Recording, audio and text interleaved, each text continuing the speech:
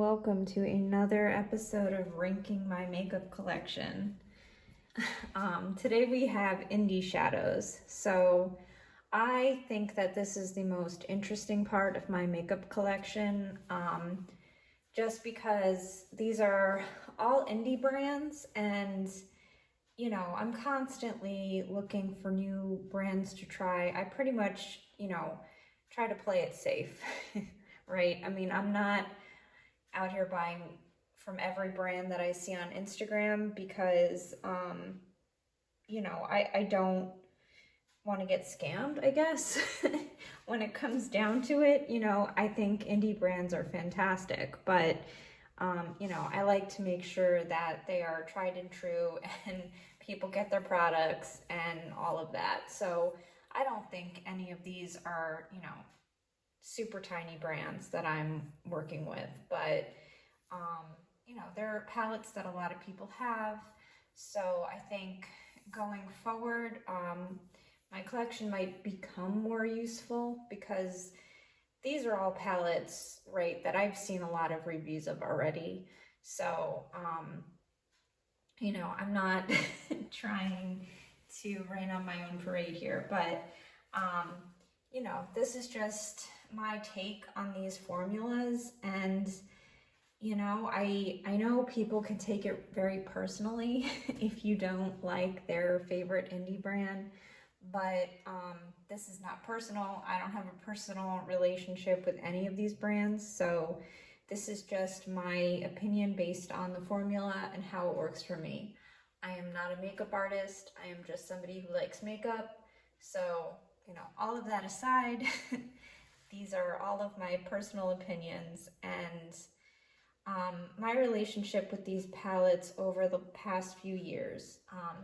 Unfortunately, there are some palettes that I am waiting on currently. I had placed an Unearthly order, and if you know anything about them, they can take a very long time to ship. I love their formula, so I think it's worth it. But because of that, there's some palettes that should be here that aren't, and that's always going to be the case. So I'm not going to wait. I'm just going to make the video with what I have now. And I'm actually going to start with my least favorite and work my way up, just because I think that's a little bit more entertaining. So anyway, let's just jump in. Unfortunately, last place was tough because I had a few palettes that I kept going in between, but I think that's going to go to Adept Cosmetics, the La Cienega. I don't know how to, that's a street in California, I believe. I'm not sure how to say it, but my experience with Adept Cosmetics, I don't really like their formula. I'm trying to see if it can grow on me, if I can figure out how to use it and get better with it. The reason I picked this palette up is because it's just a really nice neutral color story, and they were having a sale. Like most things that I buy, it starts with a sale. And it was a good deal. And, I figured it would be worth having the mattes and the shimmers to sort of get to know their formula. It was one of my first palettes. But I find the mattes to be just a little bit patchy, and I don't like these shimmers. They're way too thick. I think, a lot of times with indie shadows, that's the trade-off, but I just feel like indie shadows have gotten so good. Like, we're past this stage for the most part. You don't have to compromise on formula to get a good multichrome. Clionadh, for example, they have thicker multichromes, but somehow they're thin enough that they don't crease and they're pretty problem-free. I don't know. I do think that these are handmade with care, and because of that, I have a lot of love for the brand. I think they put a tremendous amount of care into their products, and I think passion should be rewarded. You know, I like that they care so much, but at the end of the day, I don't like the user experience. I'm never gonna like stop buying from them completely though.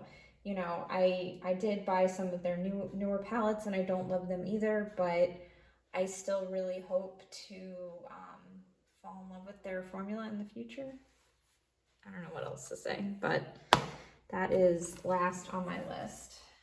And then unfortunately, we have another palette by them. You know, I got this in a bundle and I don't regret it. These are fun.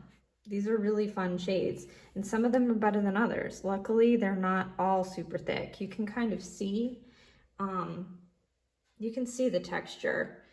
Like, I don't even want to touch it because it's going to make such a mess. But, you know, I think this palette is fun for the fact that it's outside the box. Some of the colors are really unique. You know, I feel like I have pink and purple a million times over, but some of these other shades are unique, and I'm going to value that palette for that fact, but I'm also not going to use it that often because I have similar things in better formula. All right, next we have Tiny Marbles. I bought this exclusively because of Mel Thompson. You know, the proceeds partially still go to her family. And, you know, I wanted to support that. I wanted to get behind that. This palette dried out on me. When it was newer, I really like the shimmers, and I've decluttered some of my Sydney Grace, not because of the quality. I think their quality has gotten so good. I think their shadows are fabulous. I don't love the vibe of the company, and you know, I could make apologies for that, but at the end of the day, that's just how I feel. I get sort of undertone from them that, you know, I don't love, and you know, you can look into it yourself, and if you feel the same way, I feel like they don't have anything unique enough that I need to purchase from them, so I just don't. I love Mel, but I don't love Sydney Grace. So. Then we have Lunar Beauty. I know nothing about Manny and Miwei. I really don't. I never followed him. I didn't watch beauty YouTube until very recently. So no thoughts based on that, but his packaging, good grief. Like if I could fantasize my own packaging, it would be Lunar Beauty. It's just gorgeous. You know, that's stunning. So that's the entire reason I bought this. This was the Advent Calendar Special Edition. I bought it 100% for the cute packaging, and then a small percent just to get a feel for what the formula was like. And it is nice, period. It's just a straightforward, like no frills. You know, I'll post swatches, but the shimmers perform great. They're great. But I guess I feel similar to this as I feel to the Sydney Grace, where they're just solid, good, but there's nothing that is unique that I can't get from a ton of other brands. So for me to keep coming back and trying palettes, I feel like at this point, they just need to stand out more. And so far, they haven't come out with anything that I feel the need to buy another palette, but I also wouldn't, you know, not buy from them because I think this, you know, it's a good formula. So, okay. Flying Fiddles. This is brand new. So many people love this palette. I want to love this palette. I'm hoping that it grows on me. This is one that I really like the color story of, so I'm really hoping that I can start to figure out how to like the looks that I do with it better. As much as I love this honey splurge shade, like that is me in an eyeshadow, you know, I love that. And it does stand out, you know, these shimmers take it to the next level, and I love that. But, you know, at this time, I feel like I just can't rank the palette higher because I don't want to use it. I'm really hoping that changes. Like this shade here is so thin. This duochrome, this formula is perfect. That's perfect. That's what I wish they would all be like that. And honestly, if they go in that direction, I'll be their biggest fan. But at this stage of the game, I just have to rank them where I do because I really have to force myself to use that palette. Then we have the Heather Austin palette. I don't actually know anything about Heather Austin. I bought this purely based on colors, and I like the color story. I think it's fun and interesting, and you know, the formulas are similar to the newer palette in that they're just a little bit too thick. And I feel like with this, I can come up with some more unique looks. You know, if I'm wanting to do something that's just a little more exciting, I can definitely get that with this. So it's valuable for that, but yeah, it's a formula problem. Then we have Nomad. I bought this for the fun cover, but also because I was curious about Nomad, and I really wanted to see what their formula was like. And I was not disappointed. You know, I think that from what I've heard, this is a good representation of what their formula is typically like, and it's good. It reminded me a lot of the Lunar Beauty formula. The shimmers are textured and a little bit thick, but they do not crease, you know. I really liked these, especially these cool tone browns, because I don't really have a lot of shades like that. And having this made me use colors that I normally wouldn't put together. I think I came up with some really pretty looks. I think this is a solid palette and it's fun. Unfortunately, it made me not want to buy from them again, only because I don't like the formula enough. I don't think the shimmers are quite as amped up as I was hoping for. So, you know, they get me with their themes though. Like the new palette coming out, like I am an Irish girl. Like my DNA is almost entirely Irish. So, you know, I love shamrocks. I love all of the theming that goes on behind these palettes, and they really almost got me. But I know that the colors are not colors that I'm gonna, like the last palette that he came out with, the Northern Lights inspired, or New Zealand inspired, that was so pretty. But the colors, like I had to talk myself out of it, because I knew that I wouldn't use it. So you know, I'm probably gonna buy from them again. I think they're solid, but they don't have that X factor that gets me, because, you know, with my collection, I need to be picky.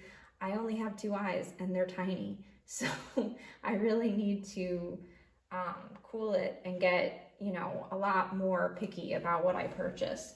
So, you know, this taught me that I like them, but I don't love them.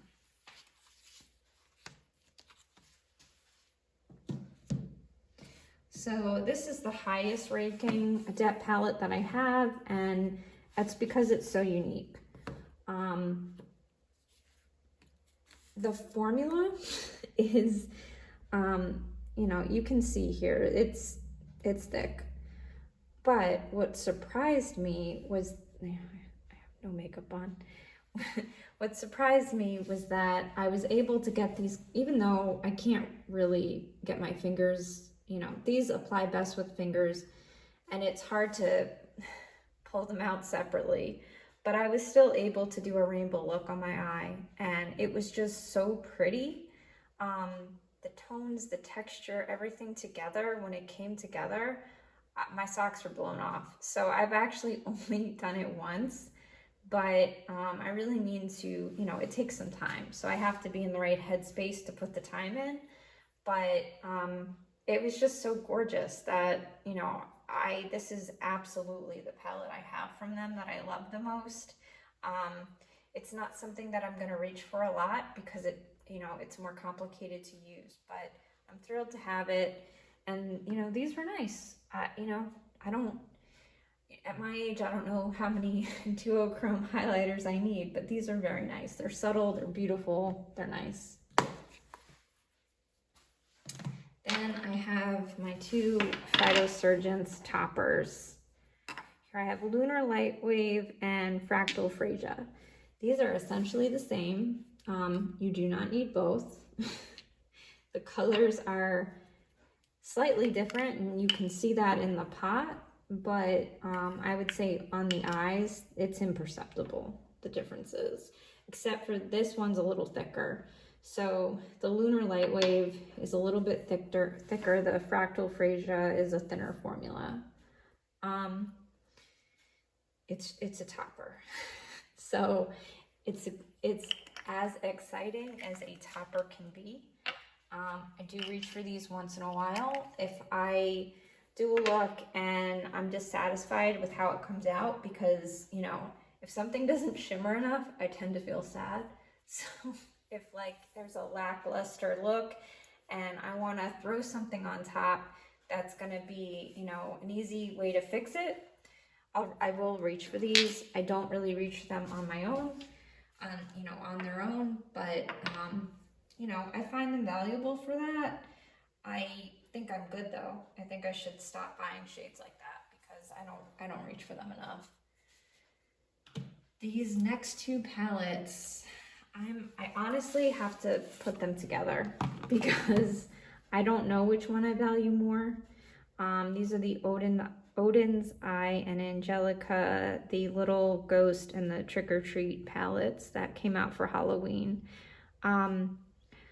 Again, I don't actually know that much about Angelica, but this artwork is right up my alley. It's stunning. It's absolutely beautiful. And that's why I decided, because I had already wanted to try Odin's Eye. So because, you know, it coincided with Halloween. I love Halloween. I love this artwork. So I just went for it. I hated the lip products, by the way. They were not usable for me. But these palettes are, you know, they're both beautiful. And all of these shades, they performed really well. And I just have no complaints. This was a palette that got me to think outside the box, this one especially. And I like to be challenged because I can get in a rut.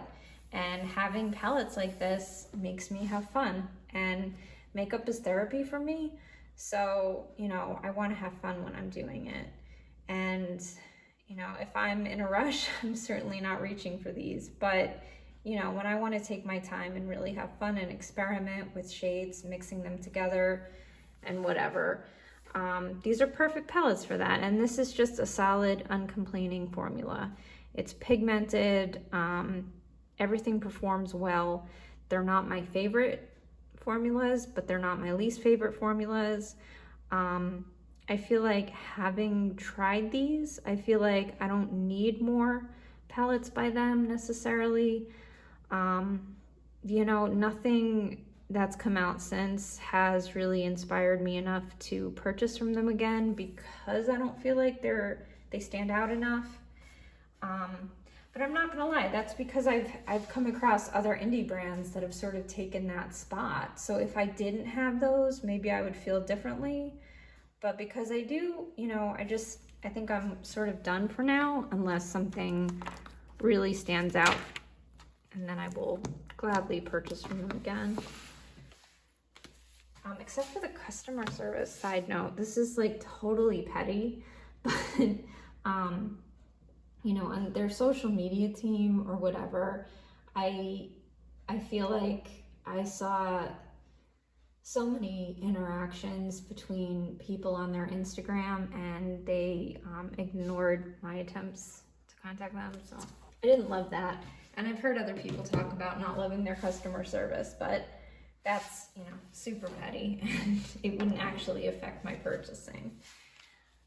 Next, I have Glaminatrix. She's not really an indie brand anymore, but I feel like the indie spirit is very much in this palette and all of her formulas. She's very experimental, and I love her. I mean, if you've ever heard that woman speak, even like a random Instagram post, she is just a delight of a human being.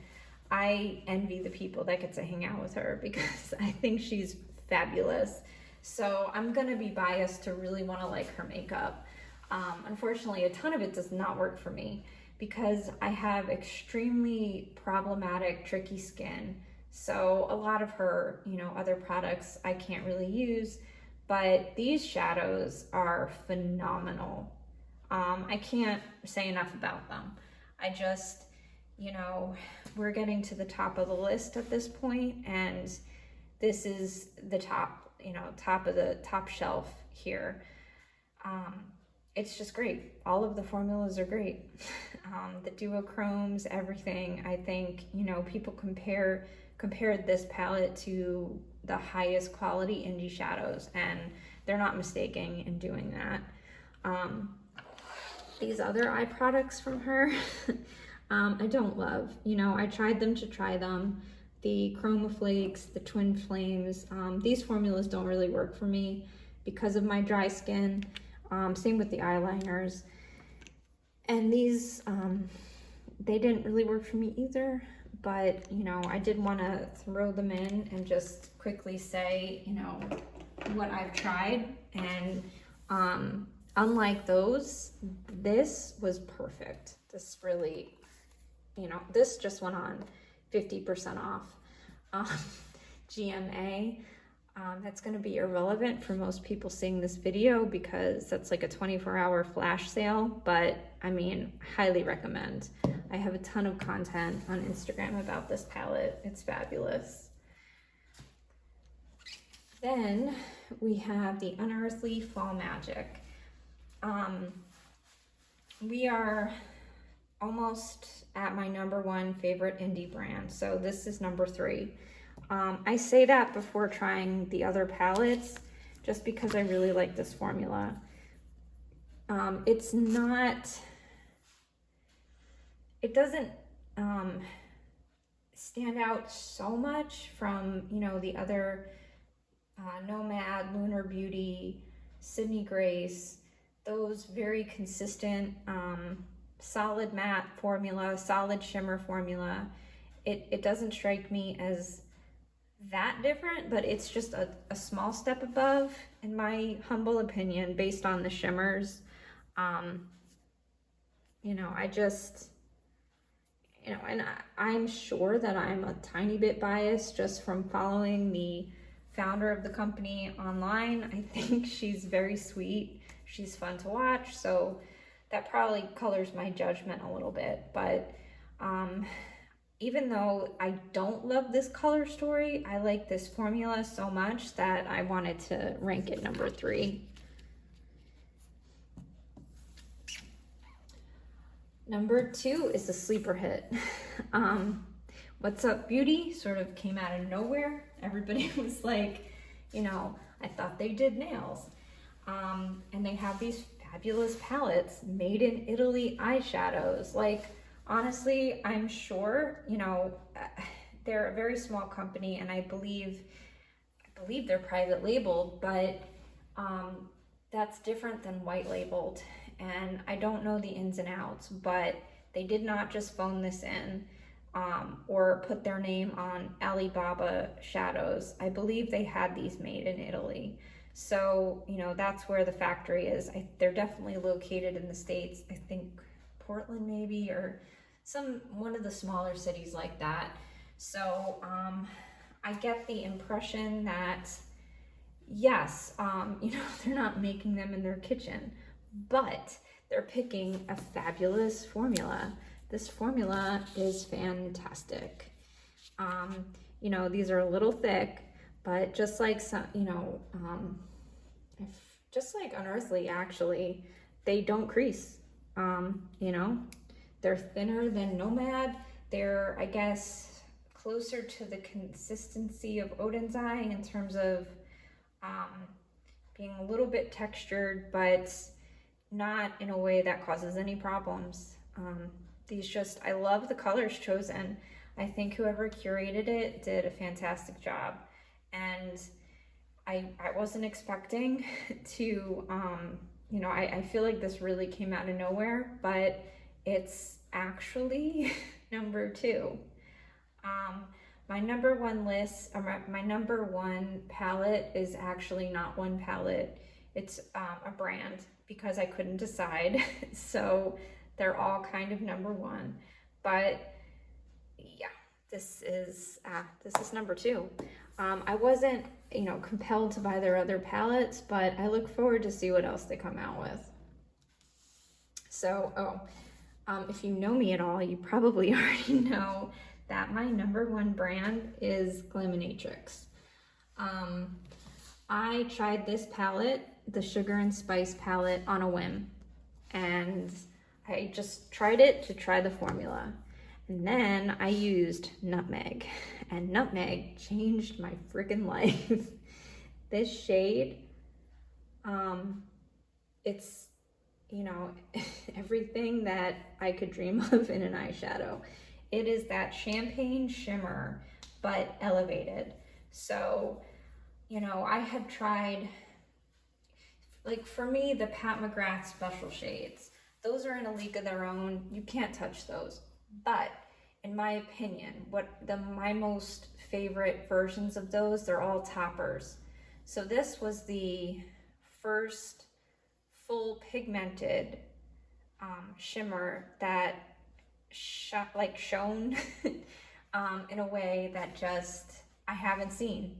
You know, I thought things had pretty much gotten as sparkly as they could get. You know, you can only make something sparkle so much before you're like maxed out.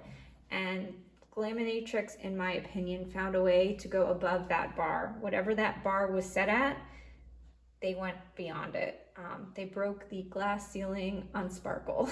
And because of that, I want everything that they make. I can't afford to buy everything that they make, but I want it all. You know, I passed on the pastel palette because I knew realistically I wasn't going to use it enough, but I would love to have it. You know, if it ever goes on sale, I'll probably buy it.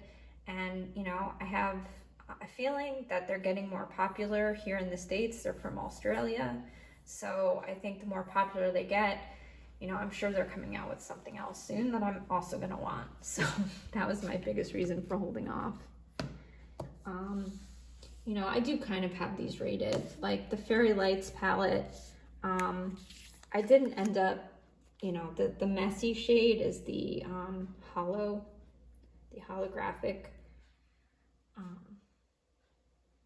Yeah, that's super thick.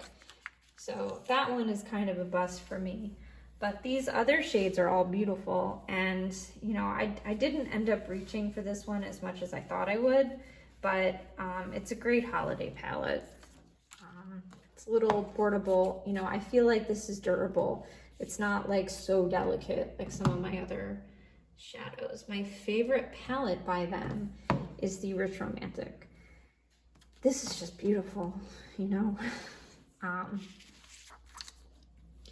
Some of these shades along the bottom I don't love on me. They're just not my best tones. So in all reality, I will often use this as a companion palette, but these shimmers are stunning. And, you know, every time I use it, I get excited for makeup. But my number one is their singles. You know, here we have two Clionadh shades, and yeah, these two are Clionadh and this one's Clionadh. But the rest of these are all Glaminatrix. And I mean, it's these two. In my last video, this is what I had all over my eye. And you know, I don't think the camera does it justice. You know, to me, I can see that this blows every other shimmer out of the water by a lot. But on camera, it just kind of looks like another shimmer. What I will say is the first time I think I had this one on, and I went into a Sephora to exchange a House Labs foundation for the 50th time because I don't think they have human skin tones in that shade range. You know, I had been going to Sephora quite a lot, just trying to find a shade match, and they never said anything to me. You know, they're always nice. But the one day that I walked in there wearing, I think this is Fox, yeah, this is Fox, the single. So many of these are similar, but I think my favorite is Fox and Nomad. I got compliments from every single employee in the store and some customers. Like, everyone under those lights, they were all like, oh my God, what is on your eyes? And, you know, I had to tell them that you have to wait to have it shipped from Australia, but it's worth every penny because, you know, these are just in a league of their own. I feel like when I came across these, like, I was done. I don't need to keep looking. Like, I don't need to try every indie brand when they say they have a new sparkle, new shimmer formula, because I feel like I found the holy grail, and I don't think it can get better than that. You know, really, their mattes are great, their shimmers are great. You know, they're not all high octane like this. Like, you can definitely get more subtle looks with some of their other formulas. And like Baubles, this one, you know, I didn't think I could wear blue, but they're so thin. The multi-chrome formula is so thin, and it's so shifty, but with like no thickness or no effort. I don't know. They're just stunning. You know, maybe I'm in a purple haze, but it's been a while. I feel like I've been using this brand for a while now, and my love has only grown deeper. So, yeah, I look forward to seeing what they come out with in 2024. They're the brand I'm most excited about. Them and my number two, I'm probably really looking forward to Unearthly. I'm looking forward to getting the palettes that I ordered like 3 months ago. But I'm also looking forward to what else they come out with, because I think they're finally starting to get the credit that they deserve, and people are getting more excited. And yeah, you know, I know that Jen Loves Reviews was talking about some of the, I don't even know, policy changes that are coming up that might make it harder for indie brands to make makeup because of the eyeshadow issues, the pressed pigments, things not being approved by the FDA. I don't know how that's going to affect some of these brands, but I mean, I do know that these people, you know what they're doing, so they're not just going to roll over. So some of these American brands, I'm sure it's going to be hard, and you know, unfortunately, some might go out of business. But I have a good feeling about Unearthly. I think they're getting more and more popular from everything I've seen. So yeah, those are the two brands that I'm watching the closest right now. And you know, there's a new Ensley Rain palette, I think, and some other ones that I have on my periphery, but I feel like I can only handle so much. I can only handle looking at so many at one time. So, you know, my list is going to be quite different if I can do this again next year. I really hope to see what the new additions are and how it changes my ranking. So that's it. Glaminatrix is the king brand of 2024, and we'll see what happens next. But regardless, I hope everybody is having a fabulous week, and I will talk to you soon.